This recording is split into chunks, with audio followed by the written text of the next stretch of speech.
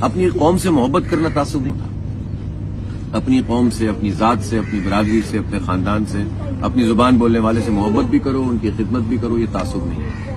لیکن سچ اور جھوٹ میں آپ اپنی قوم کی وجہ سے جھوٹ کا ساتھ دو، ظالم کا ساتھ دو کہ یہ میری قوم کا ہے، اور آپ کو پتا ہے کہ زیادتی یہ قوم والا کر رہا ہے، یہ تعصب ہے. اور اس تعصب کو رسول پاک صلی اللہ علیہ وسلم نے ختم فرمایا، قرآن پاک نے ختم فرمایا، کہا کہ یہ ختم کر دو تم سب. یا ایھا الناس انا خلقناکم من ذکر و انثی وجعلناکم شعوبا وقبائل لتعارفوا. اللہ تعالیٰ نے فرمایا انسانوں، ہم نے تمہیں ایک مرد اور عورت سے پیدا کیا اور پھر تمہارے ہم نے قبیلے بنائے تاکہ تمہارا تعارف ہو. قبیلے تعارف ہے ہمارا.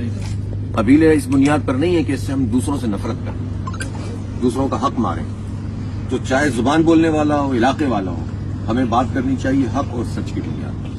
اب آپ یہ دیکھو کوئی سندھی بندہ ہے اور وہ زیادتی کرتا ہے کسی مہاجر کے خلاف، تو آپ اگر سندھی ہیں تو آپ میں یہ حوصلہ ہونا چاہیے کہ آپ سندھی سے کہیں کہ تم زیادتی نہ کرو.